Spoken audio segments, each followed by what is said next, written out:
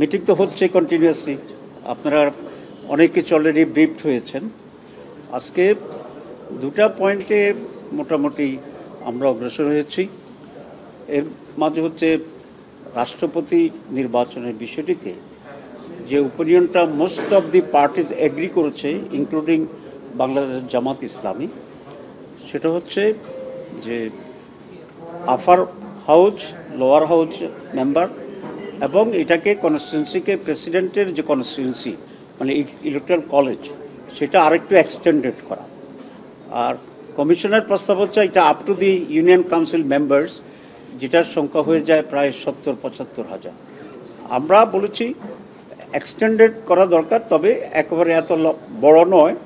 এটা district council এবং municipalities যেটা আছে এটাকে কাভার করে, আর আপার হাউস এবং লোয়ার হাউস তো থাকবেই, মিলিয়া যে কনস্টিটিউন্সি হবে, ইলেকট্রাল কলেজ হবে ফর দি প্রেসিডেন্ট। এখানে গোপন ব্যালটের মাধ্যমে নির্বাচন হবে। বিশ্বমানের থার্মিক্স রড, সালাম স্টিল থার্মিক্স, দেশের একমাত্র থার্মিক্স রড।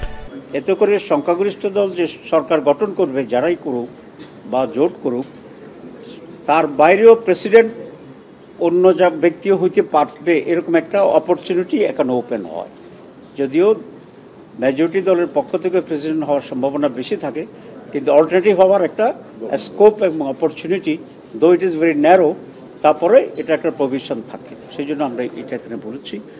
2 নম্বর যেটা, সেটা হচ্ছে আমরা প্রধানমন্ত্রীর মেয়াদের ব্যাপারে, সেখানেও অনেকটাই মেজরিটি পিপল, মেজরিটি অর্গানাইজেশনগুলো আমরা একমত হয়েছি যে কোনো প্রধানমন্ত্রী 2 মেয়াদের বেশি প্রধানমন্ত্রী হিসেবে দায়িত্ব পালন করতে পারবেন না।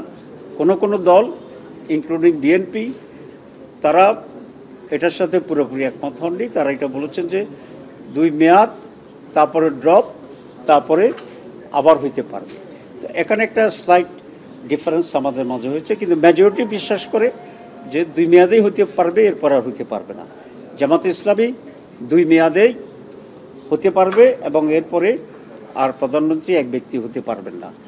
এই ব্যাপারে আমরা একমত পোষণ করেছি।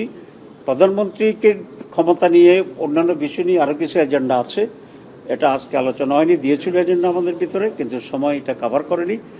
আমরা এই 2টি অসমাপ্ত ইস্যুকে কালকে শেষ করে রোববারে যেটা শুরু হবে, পরবর্তী আলোচনাগুলো তখন ইনক্লুডেড হবে। ইনশাল্লাহ আমরা আমাদের মত দেব, আপনাদের সাথে আমরা কথা বলবো। সবাইকে ধন্যবাদ।